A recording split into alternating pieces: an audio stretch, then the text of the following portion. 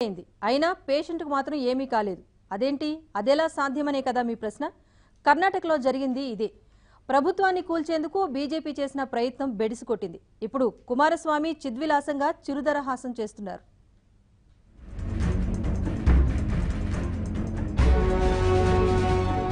కర్ణాటకలో ఉవ్వెత్తున ఎగసిన సంక్షోభం చల్లారింది. ఆపరేషన్ కమల్ మరోసారి విఫలమైంది. కుమారస్వామి సారథ్యంలోని కాంగ్రెస్ జేడీఎస్ సంకీర్ణ ప్రభుత్వానికి పెనుముప్పు తప్పింది. బీజేపీలో చేరేందుకు సిద్ధమైన 5 కాంగ్రెస్ ఎమ్మెల్యేలు తగినంత మద్దతును కూడగట్టలేక దెబ్బతిన్నారు. కాంగ్రెస్ సీనియర్ నేతలు బుజ్జగించడంతో 3 రోజుల నాటకీయ పరిణామాలకు తెరపడింది.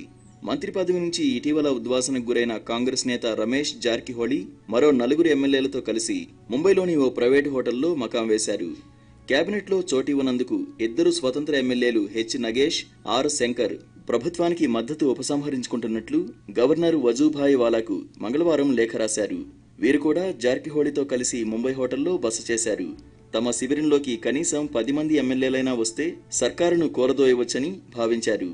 అయితే కాంగ్రెస్ రాష్ట్ర ఇన్ఛార్జ్ కేసీ వేణుగోపాల్, సీనియర్ మంత్రి డీకే శివకుమార్ రంగంలోకి దిగి అసంతుష్ట ఎమ్మెల్యేలను బుజ్జగించినట్లు తెలిసింది. ఆపరేషన్ కమల్ విఫలం కావడంతో సంక్రాంతి తర్వాత సర్కారు కూలిపోతుందన్న కథనాలతో నిద్రలేని రాత్రులు గడిపిన ఉభయ పార్టీల నేతలు ఊపిరి పీల్చుకున్నారు.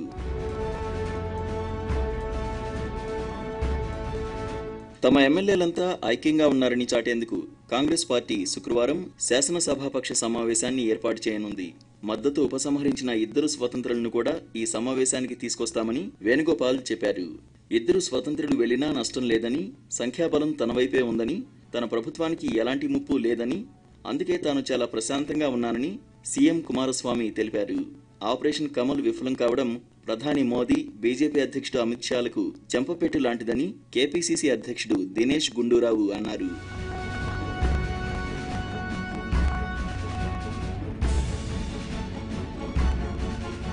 (224 మంది ఎమ్మెల్యేలతో కూడిన కర్ణాటక అసెంబ్లీలో బీజేపీ 104 స్థానాలతో అతిపెద్ద పార్టీగా ఉంది. కాంగ్రెస్ జేడీఎస్ సంకీర్ణ ప్రభుత్వ బలం 120. 2 స్వతంత్రులు వైదొలిగినా ప్రభుత్వానికి ఢోకా లేదు. కాగా తమ ఎమ్మెల్యేలకు కాంగ్రెస్ కూడా ఎరవేస్తున్నట్లు వార్తలు రావడంతో బీజేపీ హర్యానాలోని గురుగ్రామ్ రిసార్ట్కు 100 మంది ఎమ్మెల్యేలను తరలించింది.